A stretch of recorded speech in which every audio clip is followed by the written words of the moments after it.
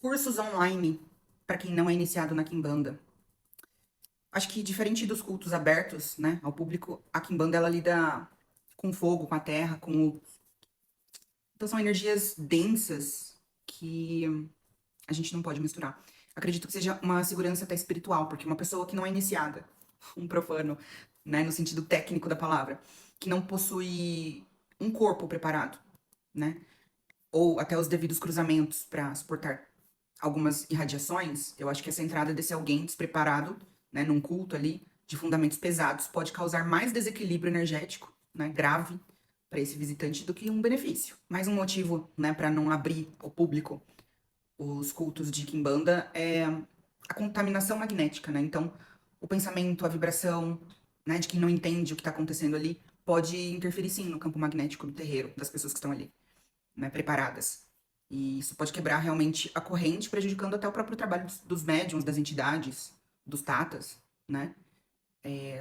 Uma coisa que eu aprendi muito também é o valor do conhecimento, né? É um fundamento de conquista. Eu falei hoje no nosso grupo verdinho que algumas rezas, algumas coisas específicas, minha avó só foi me contar, me ensinar, me explicar depois dos meus 15 anos de idade, né? Então, fundamento é conquista, né? O valor do conhecimento. Na Kimbanda, o conhecimento ele não é só intelectual, ele é vivencial. Isso que as pessoas não estão entendendo hoje em dia, né? E por isso eu acredito que, além de não abrir realmente o culto para pessoas que não são iniciadas, né? Que aí você vai saber se você pode ser iniciado ou não no jogo. Eu acredito que essas coisas online, assim, essa aprendizagem online não é o ideal, né? Fora a questão de hierarquia e o tempo, né? Porque o fundamento ele é ensinado gradualmente, como eu estava explicando.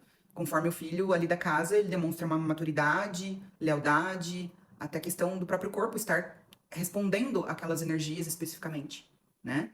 Os próprios rituais, eles vão avançando com o tempo. Então, você logo de cara revelar ali um segredo para quem não passou pelo sacrifício da iniciação, é, no mínimo, desvalorizar o esforço daqueles que se dedicaram anos para casa, né? A proteção do culto é um outro fator. Então, historicamente, a Kimbanda ela já foi muito perseguida. E eu sinto saudade da época que o povo tinha medo, porque hoje em dia é cada barbaridade. Mas manter essas reuniões, então, restritas aos filhos da casa é uma estratégia, pelo menos era, de sobrevivência, né? Contra essa repressão, tanto policial, né? Quanto o preconceito religioso em si. E também tem a questão da responsabilidade, né? Alguns elementos específicos, eles são preparados, né, por fundamentações, assentamentos, invocações específicas, que também depende do grau do filho. Não é passado pro primeiro ano dele coisas que você vai passar por um filho de 5 anos, né? Então você também evita um mau uso, né, da magia, da frequência, dos fundamentos. Porque se qualquer pessoa então tivesse esse acesso a essas fórmulas de manipulação de energia, poderia tentar reproduzi-las sem a devida proteção até, ou até para fins antiéticos, que não vou nem entrar nesse quesito, porque muitos vão falar, ah, não existe muito ética na Kimbanda. Então, eu vou deixar essa parte até em aberto, para vocês pensarem o que quiserem, mas na verdade esse segredo ele garante que apenas quem está sobre a instrução de um mestre, né, e de um Exu devidamente assentado, possa operar então dentro daquela magia. E também, né, na tradição oral, o fundamento ele reside na palavra falada, né, pelo Tata. Então, sem essa autorização espiritual, essa técnica é só um monte de palavras num PDF, né? Acredito que também possamos falar do respeito à própria intimidade das entidades, né?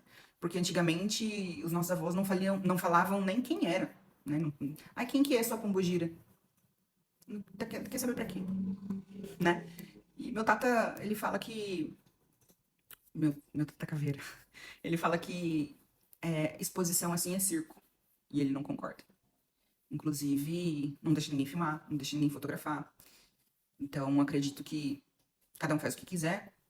Não sou responsável pelo templo de ninguém, mas é uma coisa que você não vai ver na minha casa, tá? Acredito que assim, o filho, ele já foi iniciado, mas ele mora em outro estado, em outro país. Tudo bem ele aprender certas coisas à distância, mas certas coisas eu falo, você vai ter que vir aqui. Vai ter que pôr a mão na massa. Vai ter que ir lá no reino comigo. Vai ter que aprender ali olhando, fazendo, falando, rezando ali, conjurando, encantando, né? Um galo, um bicho. Tem coisa que não vai dar pra você fazer à distância, não tem como. Então, sim, dá para ter filho na casa que mora em outro estado, em outro país? Dá. Mas sabendo que ele vai ter que se deslocar, sim, para fazer certas coisas, certas ritualísticas. Mas, para um não iniciado, cursos e PDFs e coisas online, eu falo que os meus mais velhos, além de se revirar no túmulo, acho que eles me levam de arrasta para eu parar de fazer essas bobagens.